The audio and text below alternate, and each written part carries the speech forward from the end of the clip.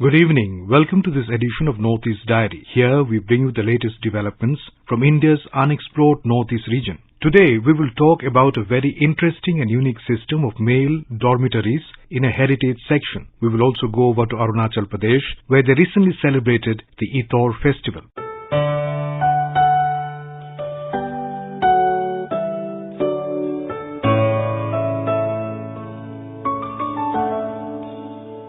The Mukti Bahini was the guerrilla resistance movement consisting of the Bangladeshi military, paramilitary forces and civilians during the War of Liberation that transformed East Pakistan into Bangladesh in 1971. During the Indo-Pakistan War of 1971, the Mukti Bahini became part of the Bangladesh-India Allied Forces and was instrumental in securing the surrender of Pakistan and the liberation of Dhaka and other cities in December 1971. A delegation consisting of 25 members of Mukti Bahini visited Meghalaya last week. Our correspondent has filed this report. As part of the Azadi Ka Amrit Mahotsav, Swarnim Vijay Varsh celebrations and joint celebrations of the 50th anniversary of Bangladesh Liberation War, officials from High Commission of India, Dhaka, along with 25 Bangladeshi Mukti Jodhas who were involved in the operation in 1971 from the Meghalaya sector visited the state. The delegation called on the GOC 101 area and interacted with authorities of the Indian Army, also interacted with officials of the Indian Air Force and visited Eastern Air Command located at Upper Shillong. Air Marshal A.P. Singh, AVSM Senior Air Staff Officer, interacted with the brave Mukti Jodhas and praised their role and efforts toward liberation of Bangladesh during the 1971 Bangladesh War. They were accompanied by F.R. Kharkungor, Commissioner and Secretary, Arts and Culture Department, Government of Meghalaya. The group of brave warriors also called on Meghalaya Governor Satyapal Malik and Chief Minister Conrad K. Sangma and attended a cultural program celebrating Meghalaya at Darbar Hall, Raj Bhavan, Shillong.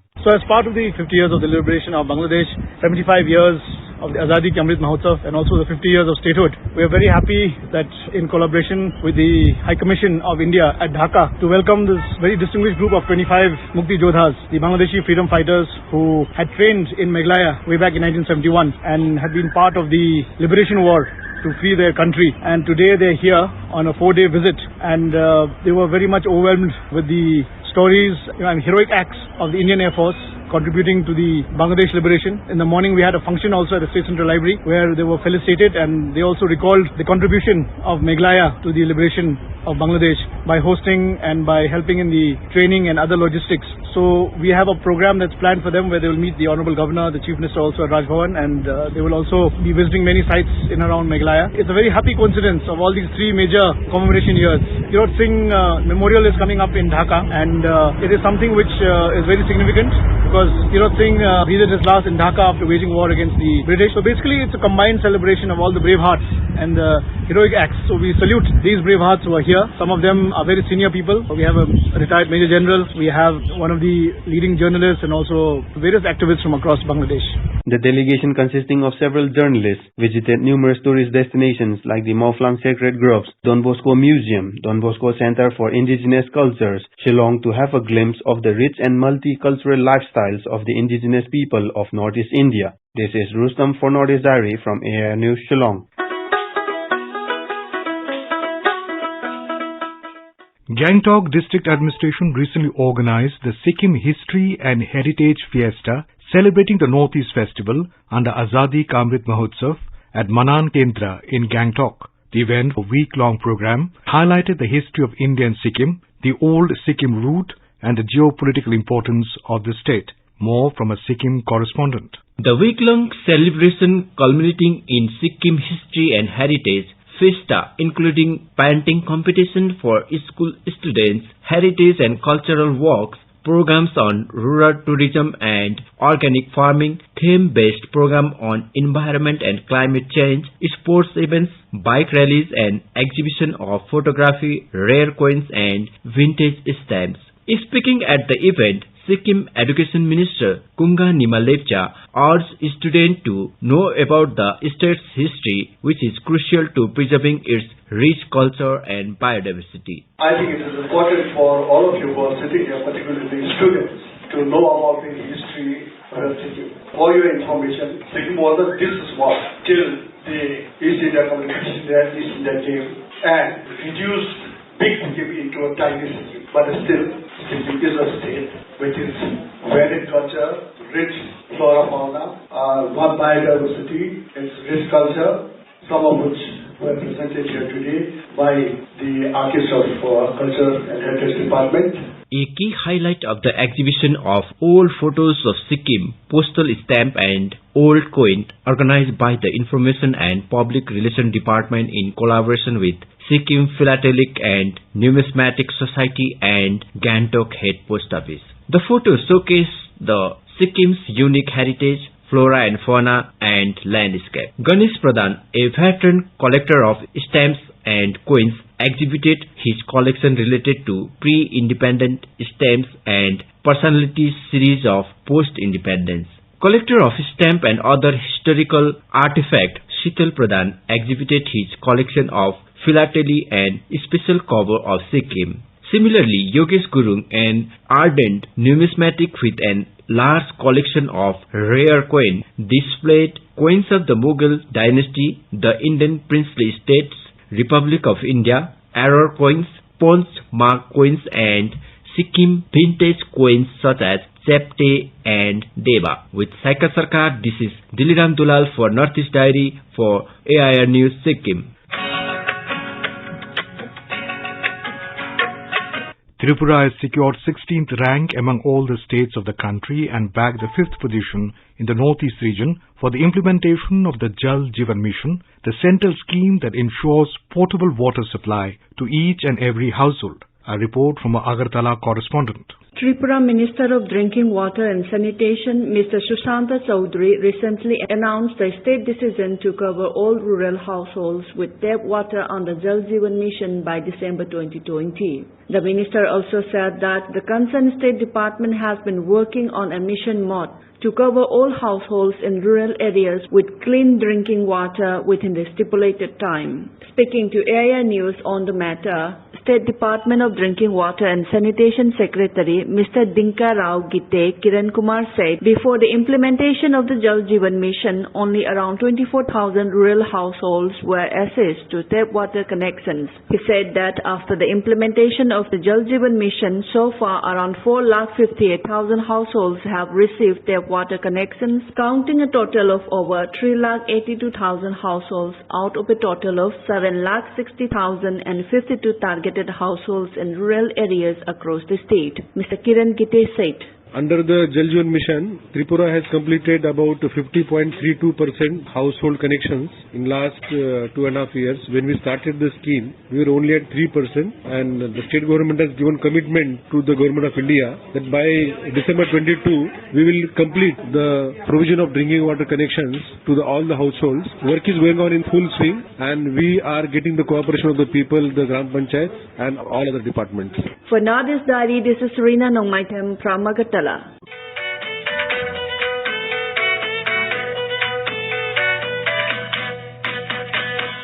Nagaland Olympic Association has incorporated an inclusive approach in the overall sports development program of the state. Taking forward this approach, it has instituted the Paralympics Committee of the Nagaland Olympic Association under the recommendation of the State Commission for Persons with Disabilities, Nagaland. A report. Nagaland Olympic Association has inaugurated the Paralympic amenities on April 27, 2022 at the NAO office by its State Commissioner for Persons with Disability, Mrs. Dietono Nakro. Secretary of Nagaland Olympic Association, Mr. Abu Meitha said, in more than 5 decades of Nagaland statehood and in over 3 decades of the Nagaland Olympic Association, we have been unable to include Paralympic sports as part of our formal program. While Paralympic sports have been organized at various levels by different NGOs, organizations and individuals, at the formal level of the Olympic Committee and the State Sports Department, no major steps or organization was undertaken. But now, with this streamlining of the Nagaland Olympic Association, we are writing a new narrative for development of sports in the state, and this narrative will have an inclusive approach. The inclusive approach begins with the establishment of Paralympic sports, establishment of a committee, and in our future programs, we shall include Paralympic disciplines under the aegis of the Nagaland Olympic Association. State Commissioner for Persons with Disability, Mrs. Detono Nakro, said, I express my sincere appreciation to the entire Nagaland Olympics Association team, led by its President and Chief Minister, Mr.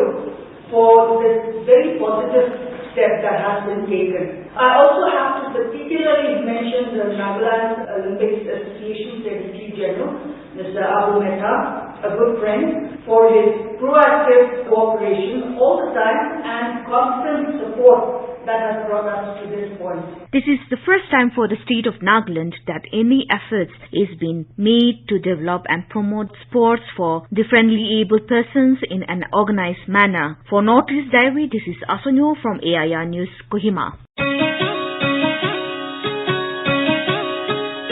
In Arunachal Pradesh, Adi communities of East Siang district celebrated the 3-day pre-harvest Ithor festival at the respective villages with massive participation of the community members this week. A report. Adi, Ato means fencing, and the festival is celebrated to commence the annual agricultural cycle of the Adi community of Arunachal Pradesh. On the occasion, community members come together to construct fences to protect the agricultural fields for the season so that the cattle and the animals do not damage the crops. Onyok Panyang, a resident of East Siang district, tells us that during Ator, his community worships the deities for the good health of their domestic animals and prosperity of the village. एतौर में जैसे कि मैंने बताया 3 रात community hall में नाच गाना होगा, कहानी सब इवोल्यूशन के बारे में बताएगा, बम्पर हार्वेस्टिंग के बारे में बताएगा, ह्यूमन काइंड का प्रोस्पेरिटी के बारे में बताएगा।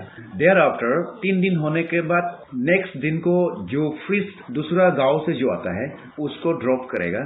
देयर आफ्टर उसके बाद गांव में एक बहुत बड़ा पूजा करेगा, उसको हम लोग मोपुन बोलता है। मोपुन ये एतौर के साथ कैसे रिलेटेड होता है बोलने से, मोपुन का दिन में रास्ता का मेन जंक्शन में एक कम्युनिटी लेन होता है, उसमें हर एक साल एतौर पूजा खत्म होने के बाद में एक दिन अलग से उसको पूजा को धूमधाम से करेगा, उसमें ऑल्टर बनाएगा, रिचुअल्स का आइटम्स होगा और गांव का जितने औरत है हर एक घर से आके जो राइस पेस्ट बोलता है, हम लोग टीपुट बोलता है लोकल भाषा में, राइस पेस्ट को लाके उसमें पूजा ऑफरिंग्स करेगा। उसमें गांव का मेन जो चांटिंग कर सकने वाला एक लीड नॉलेजेबल पर्सन उसको चांटिंग करेगा और उसको उस समय जब पूजा का समय में बोलता है कि इस बार हमारा जितने भी क्रॉप्स है, हमारा जितने भी एग्रीकल्चरल लैंड है उसको खराब नहीं होना चाहिए, बारिश मानसून अच्छा मिलना चाहिए, कोई डैमेज नहीं होना चाहिए, कोई कीड़ा उड़ा दान को या क्रॉप्स को नहीं खाना चाहिए, ऐसा बोल के उस दिन पूजा करेगा। उसके बाद 2 दिन एकदम धूमधाम से ताबू होता है, कहीं भी नहीं निकलेगा। हर परिवार, हर गांव का आदमी साइलेंटली उसको ऑब्जर्व करके 2 दिन तक उसको मान लेता है। The Solung Ator festival is celebrated on 15th of May every year and is related to community fencing of the agricultural lands.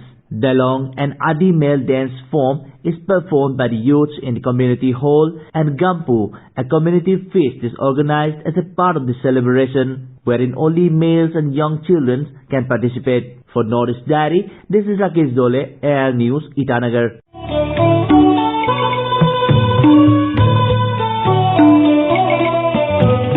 You are listening to our program Northeast Diary, bringing you enchanting stories from the northeastern part of India. This program is broadcast every Thursday and Sunday at 5:30 p.m. on FM Gold and on our app News on AIR. We look forward to you walking this journey with us twice a week, every week.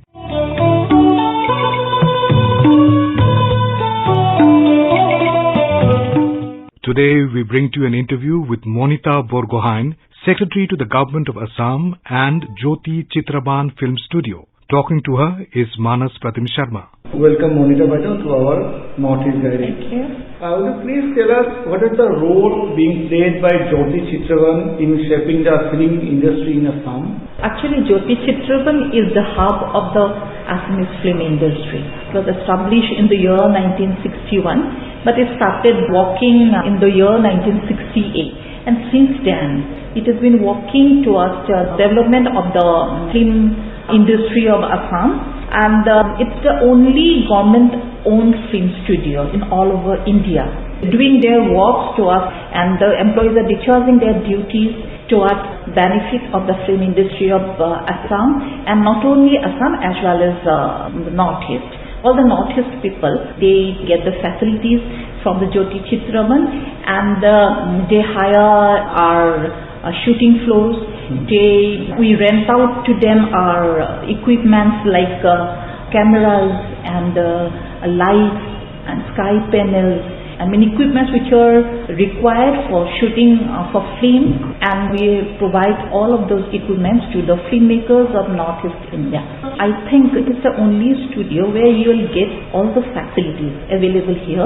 Almost 80% films of Assam shot here, and they take the facilities of Jyoti Chitravan, and it's a running government film studio at present, and it's doing very well. What are the steps being taken by Jyoti Chitravan from your end to promote film education specifically? The studio, originally it was a film studio, and it was established in the year 1968, and since then it has been working towards the development of the film industry. Then one fine morning the studio thought that we should have film institute to teach the students, teach the young generation so that they can make good films and all. And in those days the facilities were not available everywhere. Now you will find some courses, some small institutions which are running film courses for 3-4 months and all.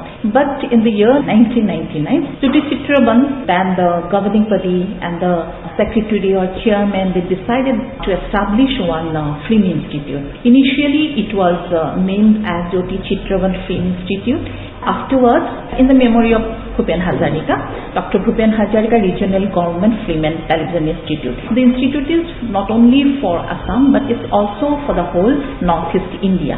The alumni, they are doing very well in the field of films, not only in Assam, but as well as in all over India. They are working, and especially in Mumbai, Kolkata, Nepal, also in the neighboring countries also. Now, in 2011, the government decided that it should be separated from the studio. The Film Institute, not Guwahati, they were shifted to another identity as a Bhupen Hazarika Government Film and Television Institute, still running in North Guwahati, and it has students not only from Northeast India but from all over India. This year we have students from the Maharashtra, from Rajasthan, from other Northeastern states. What is the outcome of the film festival? Would you please tell us what is the participations of filmmakers outside India? What is the feedback? In the year 2019, we decided to hold Guwahati International Film Festival. We organized on behalf of the government. Jyoti Chitravan organizes the film festival. We discussed that how many people we'll have who watch really good films. With 500 or 600 people, how could we organize a festival of an international standard? Then we decided that we will have to bring the new generation. They know what are good films and bad films. So we decided that we should bring all the student community from all over Northeast India. We should bring them, we should keep them here, and we took on rent the Sankadev Kalakshetra. It has got all the facilities to hold an international film festival, and we were very surprised that 7,000 to 8,000 delegates every day came to see our films. So we were very inspired, very overwhelmed by their presence, and even the elderly people were also coming to watch the good films. Very few filmmakers from Guwahati, Assam, entire Northeast India, they, in the month of November, they go to Ifi, Goa, they watch the film and get the ideas of how the film festival is running and all. We are proud that we have succeeded in giving them the idea how the films could be obtained, the films or purchased the films, and what are the latest formats where in film festivals we screen the films, the latest projections, like servers and the best quality of sound like 5.1. All those things we could show to the newcomers and also the Guwahatians and also to the Northeastern people. And the last 3 years I have noticed that the Northeastern people who used to go to Goa they stopped it and they started coming to Guwahati to watch the International Film Festival. What are you going to do in coming days for the betterment of Jyoti Chitravan or as a whole the film fraternity in Assam and Northeast? we have so many plans, but main thing is the fund.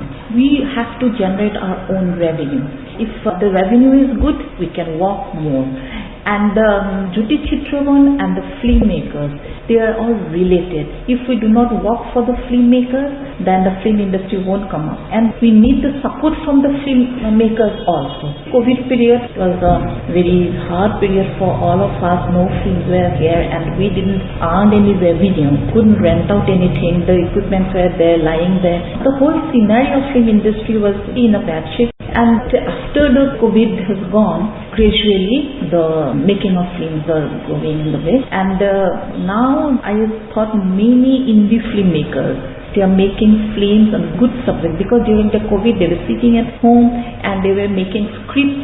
They searched for producers, they got them, and then now they are starting their work. Indie filmmakers are making their films and they are doing very well. Last week I have watched a film called Emuthi Puthi. It was made by a girl called Pulanandini Monte, a very young girl, but she shot it with an iPhone and it was screened with a big screen and it was a great film to watch. So we have to work for those filmmakers, for those young filmmakers who are coming up. Recently we have got a fund from NEC. We are constructing, it's under progress. It will be completed by within 2-3 months. But the first audio-visual hub of Northeast. Initially what happened, the filmmakers of Northeast region or from Guwahati, from Assam or the other parts of Assam, they had to go out to Mumbai or to Chennai for the post-production work, because we didn't have those facilities here. Here you'll have to minimum 5.1 sound acoustics, sound system is required, minimum these days. And the projection should be 4.1.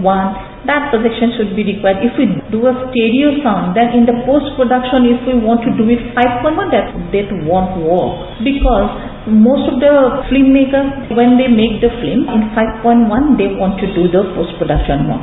And we want to establish all those latest gadgets or the sound system, latest acoustic or the projection, everything to the filmmakers of the Northeast, so that they do not have to go outside Assam to do their post-production work. So that is one of the things we will have to complete. Another, we have e-conference hall, so that we can hire people who want to release their books, music videos or whatever. That will be a proper auditorium or conference hall to do so. And we felt that the producers and the directors who come over here to shoot a film, they have to stay in the hotels, they have to pay a lot of money. So in a subsidized rate, now we have completed our guest house for the artists, producers, for the filmmakers, even for the crew members also. We are doing that. And they require, the filmmakers or the crew members, whoever come here, they need good food and all. And that was not available in our studio. We had a small canteen kind of room, but that was not sufficient for the filmmakers. So this time we are constructing a cafeteria for those people, and also we are developing some areas so that those could be used as police stations, like what you call it, courtroom or hospital. Those things that we are making, so that all those people who come here can do the shooting of various things and in a single spot.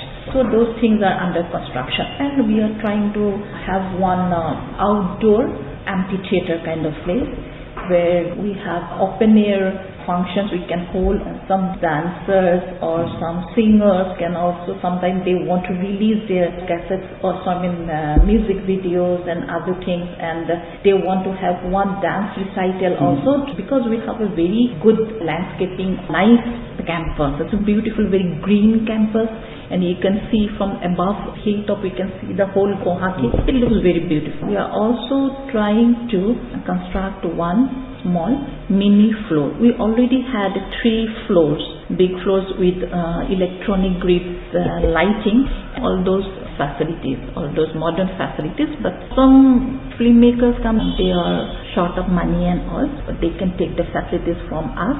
Those plans we have in the pipeline, you can say. Within 2-3 months it will be completed and it will be open for the filmmakers. You have given us your precious time, and I think our listeners will be happy to know the activities of Jyoti Chitravan in Guwahati. Thank you very much. Thank you so much.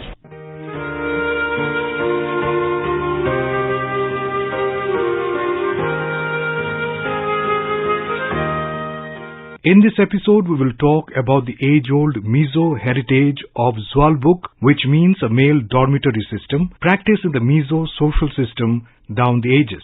Our correspondent from Aizawl reports on the importance and details of this heritage of Mizoram. Zwalbuk was a facility set up in every village for housing all male bachelors of every village. As it was practiced long back in Mizo society, all bachelors had to spend night time in that largest house of any village. Not merely a bachelor's dormitory, in fact, the Zwalbuk had much deeper significance. It was one of many social systems which has a prominent role in shaping the youth into responsible adult members of the society. Zwalbuk occupied a central position in the organization and administration of every Mizo village. But how did it work? What was its significance? Whether that significance is still prevailing in Mizo society? Let us try to find answers to all this curiosity on Zwalbuk. Lodging in Zwalbuk was compulsory to the male members of above 15 years of age in the community. They had to stay there at night, and that would continue until their marriage. The bachelors had their meals at home and performed all personal and family chores only during the day. It was a center of village education, defense, discipline and development. It was strictly a social institution where all forms of physical training and arts and crafts and moral education. In the Zwalbuk system, the age-old social traditions, values and customs were projected before the youth for their knowledge and upbringing. Before the formal education system was established, Zwalbuk was the only system in Mizoram to educate the youth. The real needs of the Mizo society was counteracted through this collective mechanism. According to scholars, the family and society formed a symbiotic whole and functioned in complete reciprocity through the Zwalbuk. The system posed as a balancing unit between the old and the new generation, with its built-in recognition of the rights and needs of each and every individual in the society without deviating from the age-old social psyche. For Northeast Diary with Subhashis Tanda, Irene from Aizawl.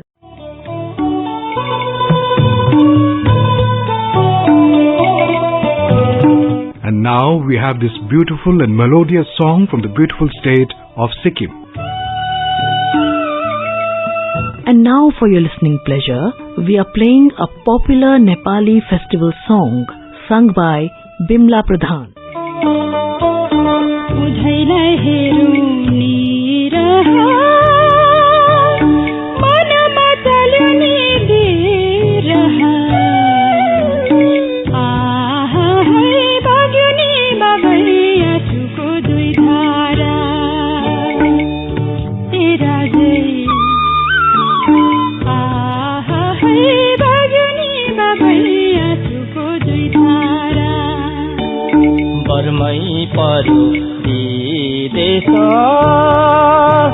माइती तिम्रो परदेश आहाहाई नबगाऊ चेली आँसु बरर तेबरै आहाहाई नबगाऊ चेली आँसु बरर. With that, we have come to the end of this edition of Northeast Diary. Do join us next week to hear more stories from this enchanting part of India.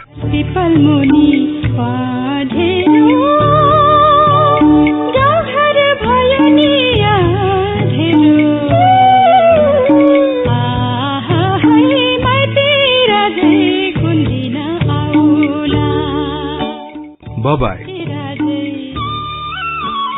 This program was presented by Abhishek Mukhopadhyay, scripted by Suparna Saikia, produced by Sharmila Goswami and assisted by Kamlesh Mudgal. It was brought to you by the News Services Division of All India Radio.